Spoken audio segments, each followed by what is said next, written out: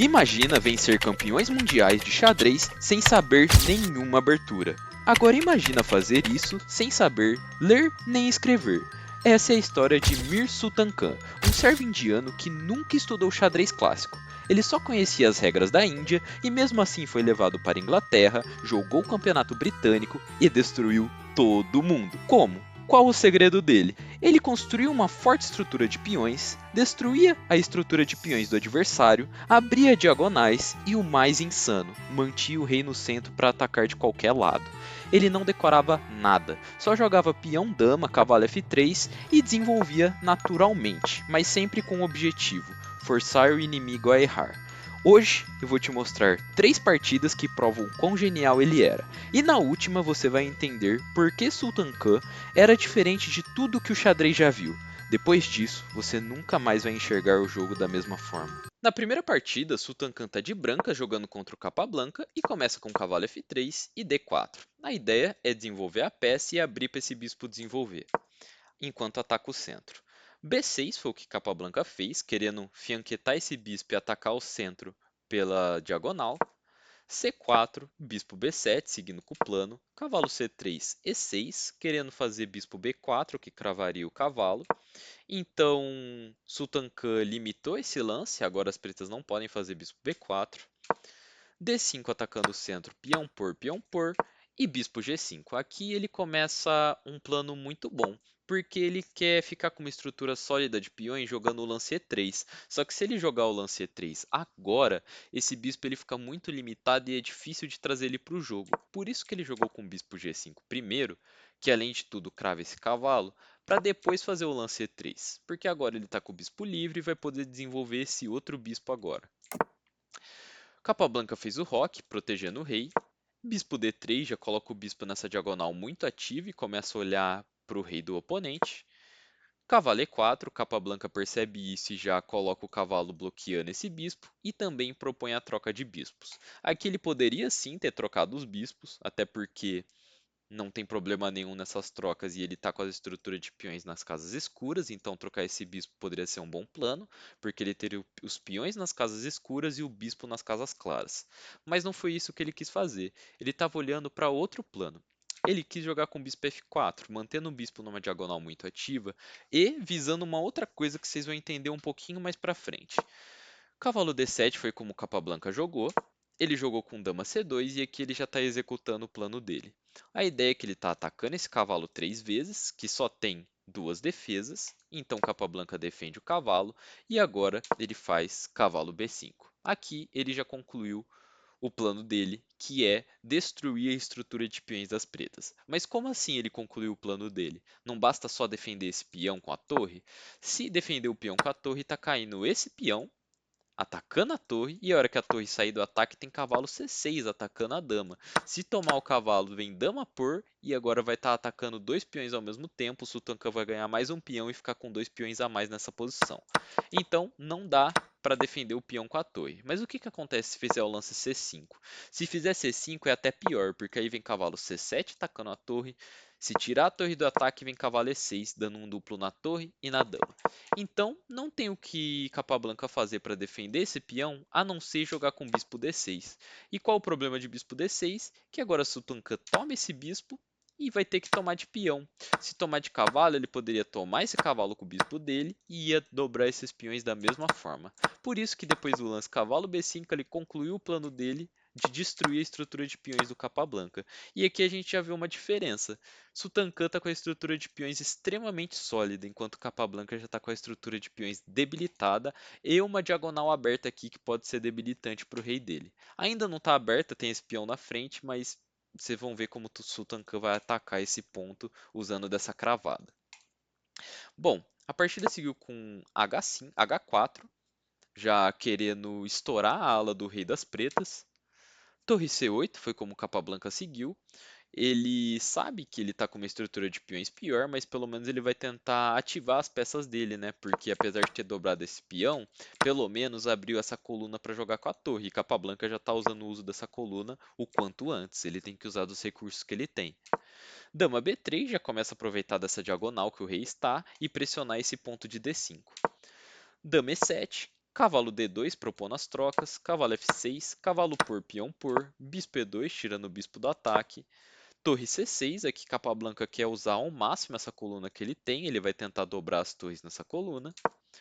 G4, Sultan Khan quer estourar a ala do rei das pretas, abrir ao máximo a posição para conseguir um ataque em cima desse rei. Torre de FC8, G5 atacando o cavalo, que foge para E8, porque se ele fugir para D7, a dama vai ficar escrava da defesa desse peão, então ele fugiu para E8 para o cavalo defender também. Bispo G4, já ativando o bispo e partindo para mais uma etapa do plano dele, que começou solidificando a estrutura de peões dele, debilitando a estrutura de peões das pretas e agora ele está ativando os bispos dele, porque ele gosta muito de jogar com os bispos. E bom, aqui parece que a posição está muito boa para ele, mas Capablanca também tem seus recursos. Capablanca jogou com torre C1, dando cheque. E agora, se ele quiser tomar, isso daqui já não seria bom para ele, porque Capablanca tomaria, se tirar o rei perde a torre, e se voltar com o bispo ele já vai ficar com o bispo cravado, isso daqui não é positivo para as brancas. Então, o que Sultan Khan fez? Ele jogou com o rei D2. Agora uma torre defende a outra, se quiser tomar alguma das torres basta retomar, e Capablanca seguiu com o plano dele de torre C2, mas Sultan Khan já tinha visto tudo isso, e a ideia de Sultan Khan era entregar essa dama nas duas torres. Até porque ele não tem outra escolha depois desse cheque, né? Se ele não tivesse a opção de entregar a dama nessas duas torres, seria checkmate. Por isso que ele fez isso. Mas isso daqui não foi um simples lance forçado. Já estava na ideia dele fazer isso, porque ele já está com uma posição vantajosa na visão dele. Dama C2, C7 foi como seguiu, atacando o rei. Rei D2. Dama C4, bispo E2 atacando a dama. Dama B3 atacando esse peão que é defendido pela torre. Rei F7, torre C1. Rei E7, torre C3 atacando a dama.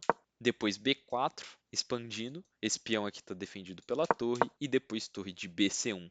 Repara como o Sultan Khan já está com uma posição muito mais ativa. Ele está com domínio total dessa coluna. Os peões dele estão muito mais sólidos. E Capablanca tem uma debilidade muito forte aqui. Além de tudo, esse cavalo não joga porque está limitado, não consegue entrar para o jogo, e esse bispo também não está jogando, está limitado pelos próprios peões. Reparem como que, com esses simples passos que eu mostrei para vocês, Sultan Khan já está numa posição vantajosa contra o ex-campeão mundial Capablanca. Aqui o computador dá 1.4 de vantagem para as brancas, e isso daqui já foi vantagem suficiente para depois de muitos lances ele converter para essa posição vencedora.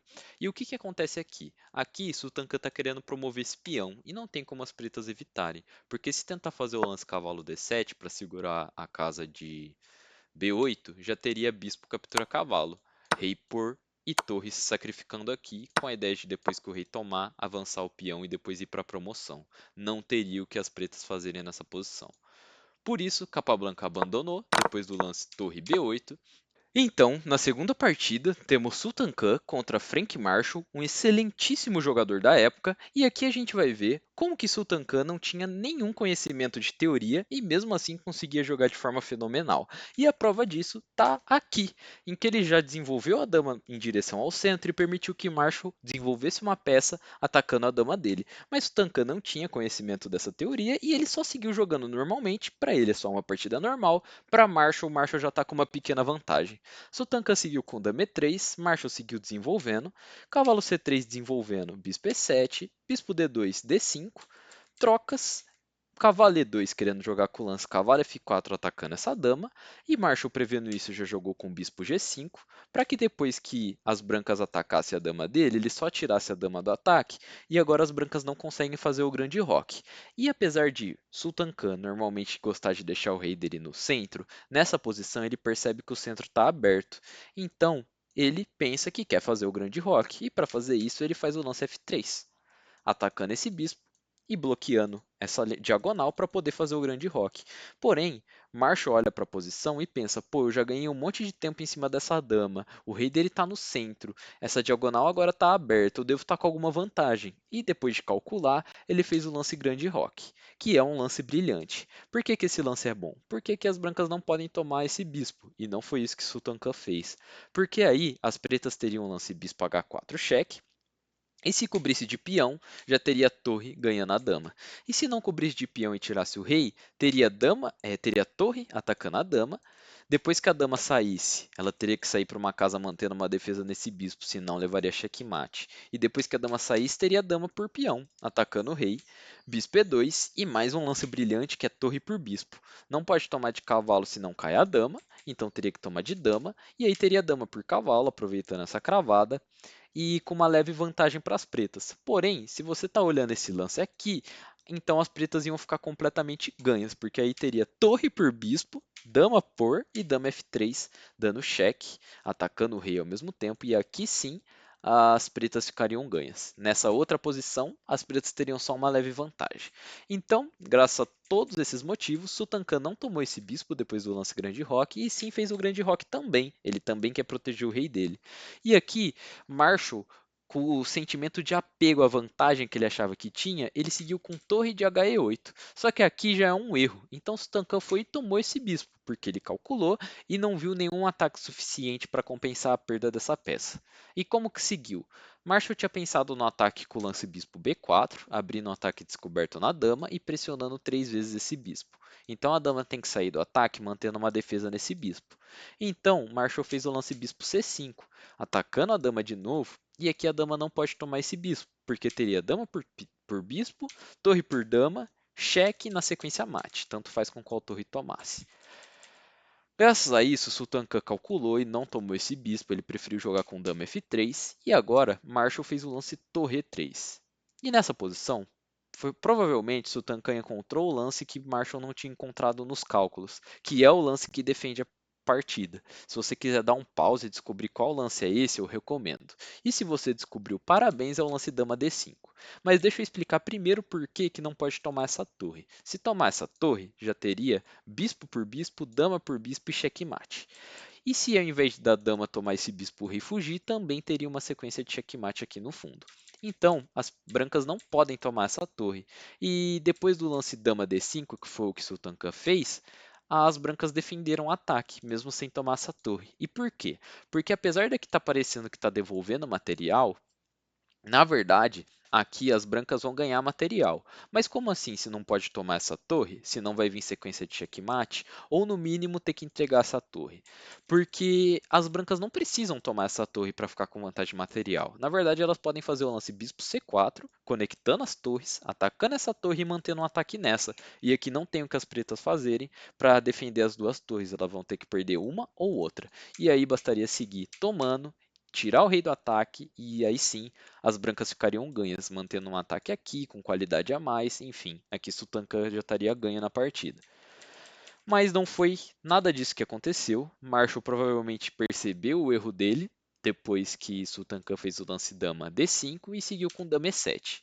Tirando a dama de uma possível troca e abrindo um ataque descoberto na dama das brancas. Mas aqui as brancas têm dama F5, né? Atacando o rei com cheque. E depois que o rei sai, já tem cavalo D3 cobrindo essa coluna. E bom, o ataque das pretas praticamente encerrou. Por mais que elas ainda tentaram alguma coisa com o lance torre por D3, Sultan Khan simplesmente retomou.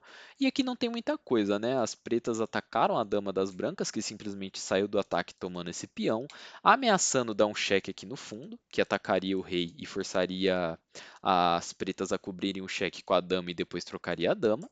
Então Marshall fez A6, ele não quer trocar a dama, ele está com material a menos. Então Sultan Khan tomou a torre simplesmente, depois de dama por ele tirou o rei do ataque. Cavalo C6, dama E4 querendo trocar, dama H6, C3 limitando o cavalo, bispo D6, H4, cavalo E5, bispo C2 e depois de dama E6, Marshall abandonou. Aqui se parar para contar o material, Sultan Khan tem muito material a mais e também acabou totalmente o ataque das pretas. Se você está assistindo o vídeo até aqui, você tem sorte, porque essa partida, que é a última do vídeo, mostra com mais clareza como que era o jogo desse tão talentoso jogador. Ele começou a partida com peão dama e depois fez cavalo F3, a marca registrada dele, seguiu jogando com E3, bispo D3, cavalo D2, cavalo E5 e F4. Aqui ele já montou um centro muito sólido e já está com o cavalo ativo no centro. A partida seguiu com roque, dama F3. Aqui ele vai querer trazer essa dama para atacar esse rei. A gente vai ver ao longo do jogo. Cavalo de F D7, querendo trocar. ou só ameaçando. Dama H3, F5. Eu falei só ameaçando porque ele jogou o cavalo D7 para jogar o F5. Na verdade, ele não quis fazer a troca. Cavalo F3, cavalo F6. Foi exatamente por isso que ele recuou o cavalo para fazer F5. Bispo D2, bispo A6, querendo trocar esse bispo, e Sutanka não vê problema, ele segue com o lance torre G1, porque o plano dele é que depois das trocas, agora ele tem um centro muito forte. As pretas não podem colocar esse cavalo no centro, ele está com o cavalo muito ativo no centro, se as pretas tentarem tomar, ele pode só retomar, e esse centro está muito forte para ele. Por mais que ele esteja com peões dobrados, aqui ele está fazendo o que ele sempre faz, criar uma estrutura de peões sólida. Mesmo que seja dobrado, ainda é sólido. Dama E8 foi como seguiu. Rei E2, e aqui já deixa meio claro o estilo de jogo dele um tanto quanto diferente. Ele gostava de deixar o rei no centro, dependendo da situação, e essa era uma delas, porque ele viu que o rei estaria mais seguro aqui do que no grande roque, que ele ficaria numa possível coluna que se tornaria aberta, então ele preferiu deixar o rei no centro. E aqui na ala do rei ele também não pode deixar porque ele já mexeu a torre. Então ele se jogou com o rei E2, é um lance diferente, mas faz parte do estilo de jogo dele, de um cara que nunca estudou. Obviamente ele vai fazer as coisas diferentes porque ele não tem referencial, ele tira a coisa da própria cabeça. A partida seguiu com cavalo D7, dama H4, C5, bispo C3. C5 é um lance interessante, querendo abrir essa coluna, mas Sutankan se aproveita desse lance para ativar o bispo dele.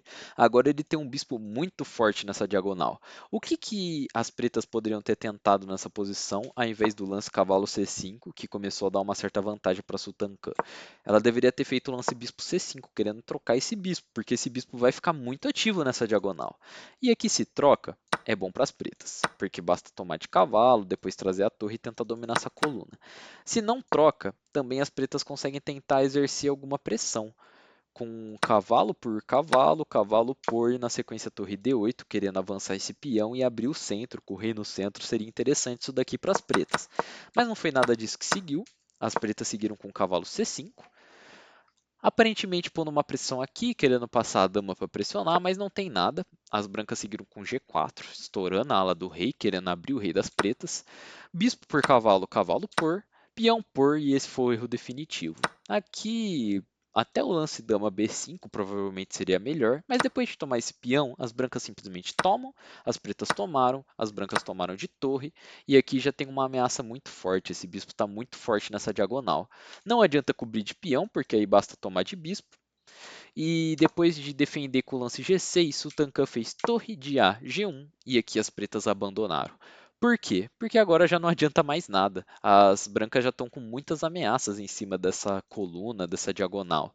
Vamos supor um jeito que as pretas poderiam seguir. Se as pretas só passassem vez, ou não, só tentassem dominar essa coluna, já teria dama H6, ameaçando checkmate. A dama teria que defender e na sequência teria esse sacrifício aqui brilhante de torre. E aí não tem mais o que fazer, teria que cobrir de dama e na sequência checkmate. E depois do sacrifício de torre, se a dama tentar tomar essa torre, também daria para simplesmente tomar essa dama e na sequência tentar checkmate. E não tem o que as pretas fazerem na posição. Realmente, qualquer coisa vai vir dama H6, depois o sacrifício e as brancas vão ganhar. Não tem defesa.